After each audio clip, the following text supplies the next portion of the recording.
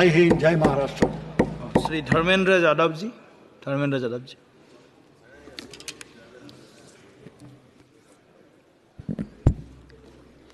धन्यवाद सभापति महोदय।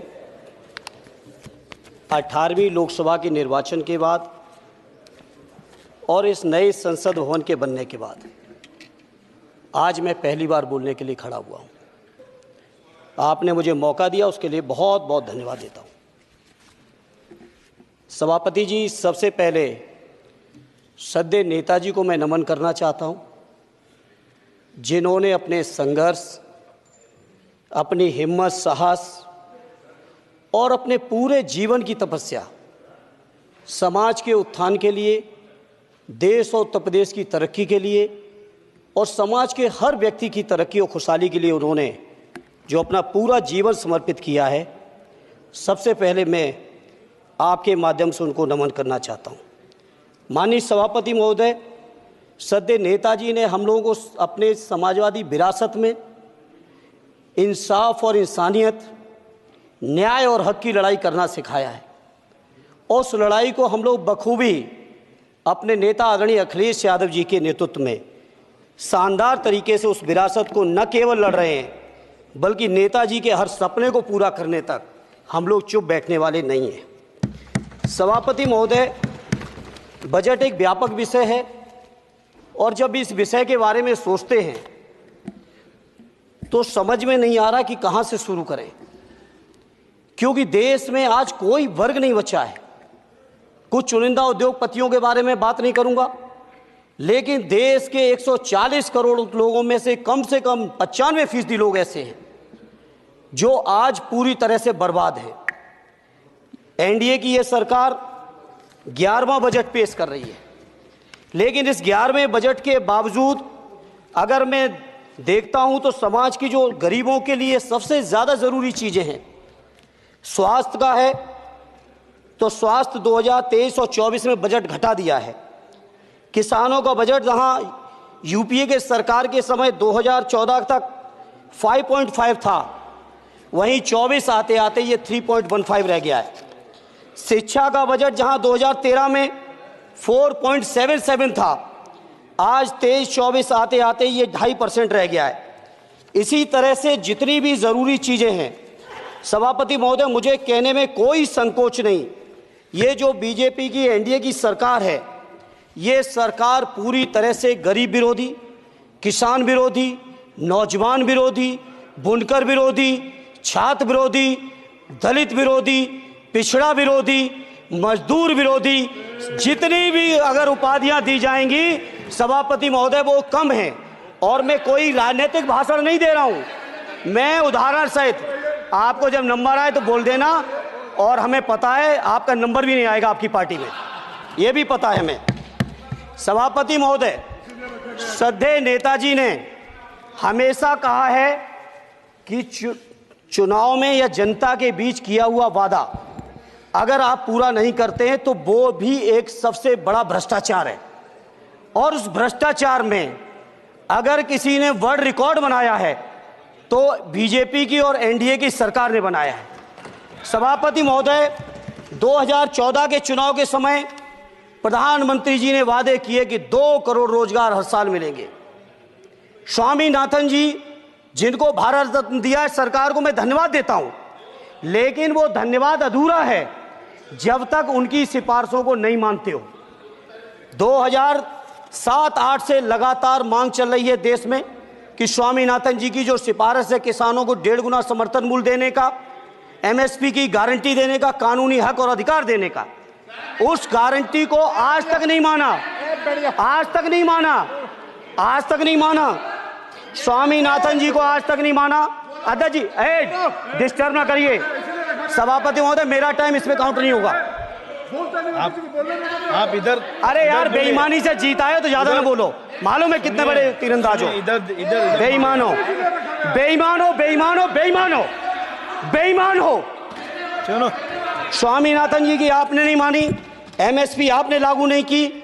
कितनी बढ़िया बातें कि खाद पे हम सब्सिडी बढ़ा रहे हैं, पहले 50 किलो को 45 किलो, फिर 45 किलो को 40 किलो, और मुझे लगता है कि एक तीसरा कार्यकाल पूरे होते होते केवल 10 ही किलो बचेगा खाद के कट्टे में, इससे ज्यादा नहीं बचेगा। मंडी एक नहीं बनाई, आत्महत्या इतनी कर रहे हैं किसान। और किसान अगर अपनी एमएसपी की मांग करते हैं, हजारों किसान यहीं दिल्ली की सीमा पर मारे जाते हैं, और आप सोचते हो कि आपकी बात को कोई समझेगा नहीं। सभापति महोदय, नौजवानों को कितना गुमराह किया गया। नौजवानों से कह दिया गया हर साल 2 करोड़ रोजगार। मैं आज सवाल पूछता हूं अपने नौजवानों की ओर से, बताएं भारतीय जनता पार्टी के लोग, सरकार में बैठे लोग, 10 साल आपने राज कर लिया है, आखिर 20 करोड़ नौजवानों को रोजगार कहां है? अरे छोड़िए यार, अबे कोई नोटिस नहीं लेता तुम्हें, छोड़ो कोई नोटिस नहीं लेगा तुम्हें। 20 करोड़ नौजवान के रोजगार का हिसाब कहां है? आज 11वें बजट में जब याद आई तो वो भी ट्रेनिंग की बात करते हो। मैं कहना चाहता हूं आईआईएम, आईआईटी के नौजवानों को रोजगार नहीं दे पा रहे हो। आप सोच रहे हो इंटर्नशिप के इस छोटे से शगुफे से नौजवान खुश होंगे? देश के नौजवान खुश होने वाले नहीं है। सभापति महोदय, शिक्षा के मसले पर लगातार बजट घटाया जा रहा है, लगातार सरकारी शिक्षा कम की जा रही है, और ये बीजेपी की सरकार की लगातार प्रयास है कि नौजवान शिक्षित होंगे तो सवाल पूछेंगे। देश की जेएनयू से लेके, बीएचयू से लेके, एमयू से लेके जितने बड़े संस्थान हैं, सारे संस्थानों को बर्बाद कर दिया है। एक भी दलित, एक भी पिछड़े, कहीं आपका वाइस चांसलर नहीं है। लगातार जितने भी आपके professor, associate professor, assistant professor की नियुक्तियों में आरएसएस का जब तक कोई फंडामेंटल कोर्स नहीं करेगा, बेसिक कोर्स, तब तक उसकी नियुक्ति नहीं होगी। आप क्या सोच रहे हो देश नहीं देख रहा है नौजवान? यूजीसी का बजट लगातार कम किया जा रहा है। मेरा खुला आरोप है इस सरकार पर कि ये सरकार शिक्षा को प्राइवेट करके, शिक्षा को मुट्ठी भर उद्योगपतियों के हाथों में देके, शिक्षा को चुनिंदा लोगों के हाथ में देके, देश के 140 करोड़, जिसमें मैं समझता हूं 90% लोग गरीब हैं, उन गरीबों के हाथों से शिक्षा को छीनने का ये जो आपकी सरकार षड्यंत्र कर रही है, इसके लिए हम लोग इस मौके पे विरोध करते हैं। लगातार फीस बढ़ा रहे हैं, शिक्षकों की कमी है, रोजगार आप दे नहीं पा रहे हो, सामाजिक असमानता। सभापति महोदय, 2014 में जिस समय सरकार बनी थी एनडीए की, उस समय देश की जितनी भी जो आर्थिक चीजें थी, जो वेल्थ थी, उसमें पिछड़ों की हैसियत 17% थी, 17%, और आज 10 साल की एनडीए की सरकार के बाद पिछड़ों की आर्थिक हैसियत हो गई है केवल 9%। मैं कहना चाहता हूं चुनौती के साथ, वित्त मंत्री अपने जवाब में बता दें, अनुसूचित जनजाति का एक भी व्यक्ति देश में अरबपति हो तो बता दो, एक भी अरबपति हो तो बता दो, एक भी दलित को अरबपति आपने बना दिया हो तो बता दो, एक भी पिछड़े को बना दिया हो तो बता दो। आप जवाब में दे देना, आप डेटा दे देना, आप डेटा दे देना, हमारी दबाव नहीं रुकेगी। सभापति महोदय, जब बीजेपी की सरकार, जब बीजेपी के लोग विपक्ष में रहे तो ओपीएस की बातें किए। 10 साल से आप सत्ता चला रहे हो, 11वां बजट पेश कर रहे हो, पूरा देश आज ओपीएस के लिए सरकारी कर्मचारी परेशान है, कहीं ओपीएस की चर्चा नहीं है, पुरानी पेंशन की कोई चर्चा नहीं है। सभापति महोदय, पुरानी पेंशन तो पुरानी पेंशन, हम मांग करते हैं, बहुत बड़े राष्ट्रभक्त आप बनते हो, मैं मांग करता हूं देश के पैरामिलिट्री फोर्सेस को आप पुरानी पेंशन दीजिए। मैं मांग करता हूं, आप राष्ट्रभक्त हैं ना, सीमा पे जो सुरक्षा कर रहे हैं, जो शहादत झेल रहे हैं, मेरी मांग है कि आप उनकी ओपीएस दीजिए। वो आप ओपीएस नहीं दे पाओगे। इसी तरह से सभापति महोदय, देश के अंदर बहुत से ऐसे संविदा कर्मचारी, एक से एक बढ़िया फार्मूला, अब कानूनन मंडल आयोग लागू हो गया तो कैसे पिछड़े और दलितों को रोकें? तो संविदा कर्मी की प्राइवेट कंपनी, प्राइवेट आपने आउटसोर्सिंग कर दी। आउटसोर्सिंग के कारण से देश के सारे दलित, सारे पिछड़े, सारे आदिवासी आपकी सेवाओं से बाहर हो गए, उनके पास कोई कानूनी हक नहीं। तो ये जो आरक्षण को खत्म करने के तरह तरह के जो आप लोग षड्यंत्र अपना रहे हो, इस षड्यंत्रों को देश का जनमानस पूरी तरह से जान भी चुका है, पहचान भी चुका है, और इसीलिए उत्तर प्रदेश से तो आपको कर ही दिया है बाहर, देश से भी बाहर जल्दी करेंगे, और हमारे साथी मिलकर दूसरे प्रांतों से भी बाहर करेंगे। इसी तरह सभापति महोदय, हम मांग करते हैं, आप सोचिए उत्तर प्रदेश अकेले के अंदर, देश के हालात मुझे नहीं पता और बदतर होंगे, अकेले उत्तर प्रदेश में 1000 से ज़्यादा शिक्षा मित्र आत्महत्या कर चुके सभापति महोदय। कोई सरकार के कान पे जू नहीं रेंग रही है। किसान आत्महत्या कर रहे हैं, इन्हें कोई मतलब नहीं। अनुदेशकों को तनख्वाह नहीं मिल रही है समय से, कोई मतलब नहीं। आंगनबाड़ी महिलाएं परेशान हैं, इनको कोई मतलब नहीं सभापति महोदय।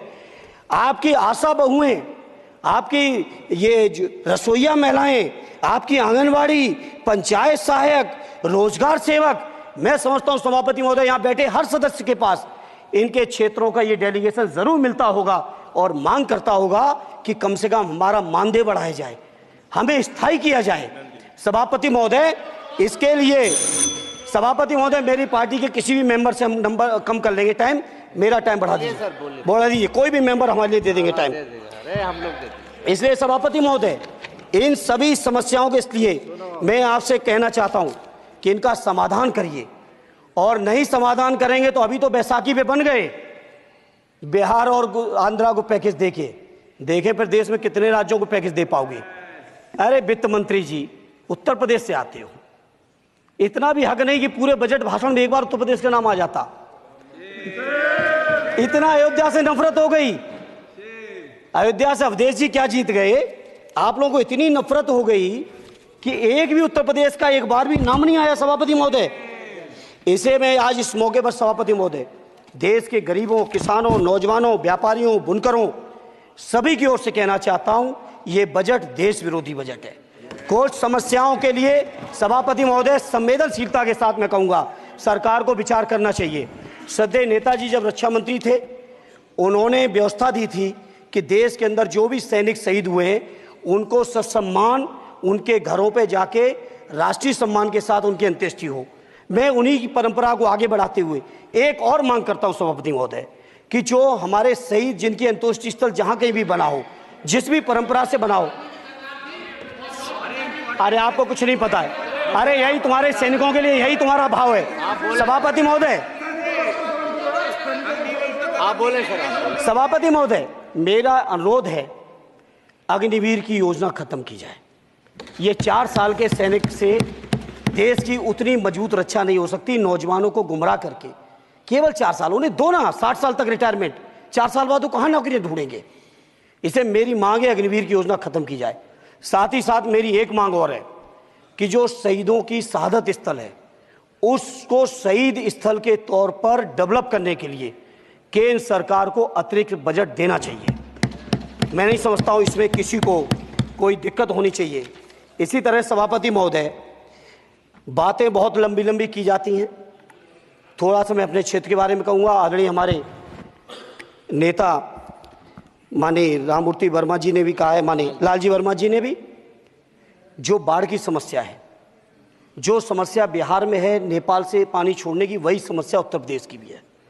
और विशेषकर पूर्वी उत्तर प्रदेश में अगर आप चलिए तो खीरी से शुरू करेंगे, पीलीभीत खीरी से लेके पूरा आप चले जाइए और एकदम कुशीनगर बॉर्डर तक, बिहार बॉर्डर तक पूरी की पूरी समस्या है।